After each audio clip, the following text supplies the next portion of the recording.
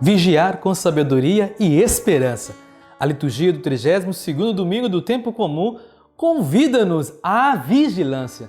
Recorda-nos que a segunda vinda do Senhor Jesus está no horizonte final da história humana. Devemos, portanto, caminhar pela vida, sempre atentos ao Senhor que vem e com o coração preparado para o acolher. Com a proximidade do final do ano litúrgico, o tema da vigilância passa a ocupar o centro da liturgia. Por isso, por 3 domingos consecutivos, os últimos do ano litúrgico corrente, o Evangelho é tirado do último dos 5 grandes discursos de Jesus no Evangelho segundo Mateus, o chamado discurso escatológico. O tema da vigilância vem reavivar e aumentar nos cristãos a esperança na realização plena do reino de Deus. Na primeira leitura, tirada do livro de Sabedoria, o autor do livro da Sabedoria vive numa época em que havia muito paganismo e poucas pessoas acreditavam no Deus de Israel. Era um tempo muito semelhante ao contexto atual. Por isso, o autor convida seus contemporâneos e também a nós a redescobrir os valores da fé no Deus verdadeiro. A esses valores, ele chama de sabedoria, que é a arte de viver de acordo com a vontade divina.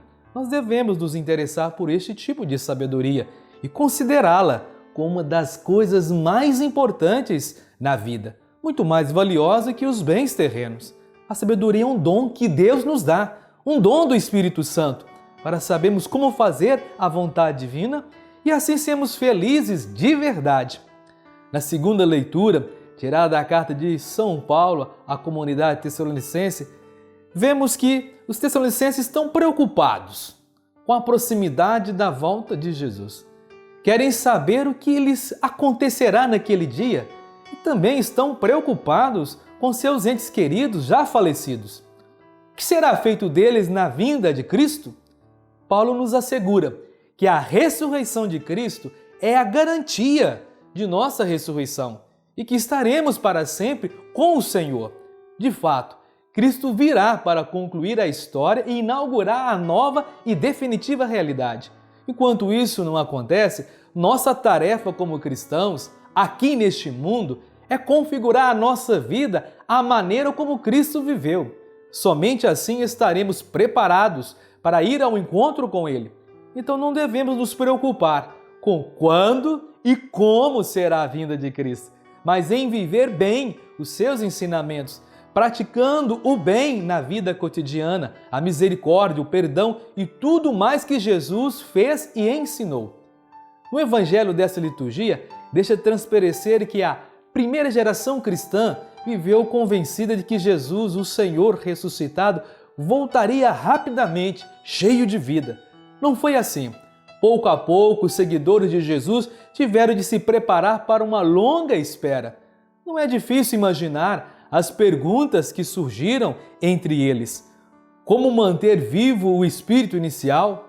Como viver espertos e atentos enquanto está para chegar o Senhor? Como alimentar a fé sem deixar que se apague? Um relato de Jesus sobre o que ocorreu no casamento ajudava-os a pensar na resposta.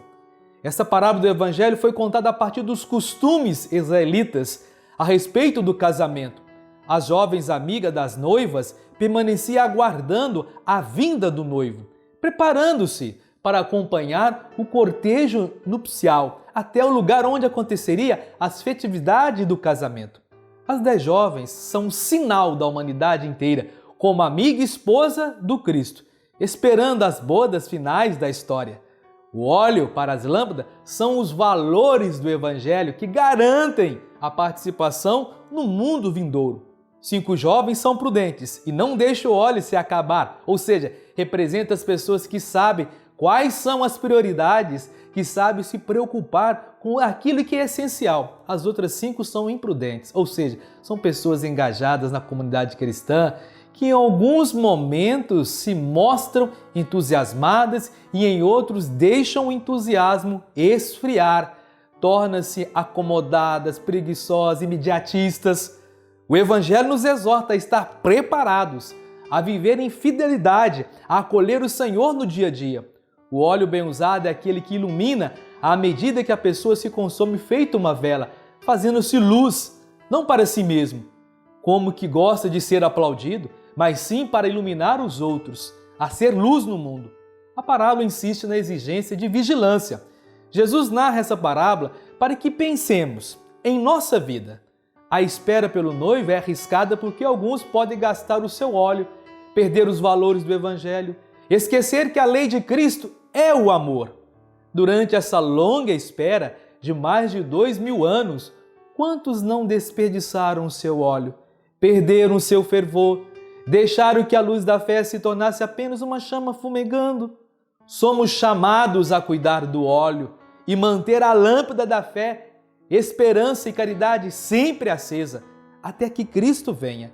É o que significa, na perspectiva de Mateus, estar preparado para acolher a vinda do Senhor.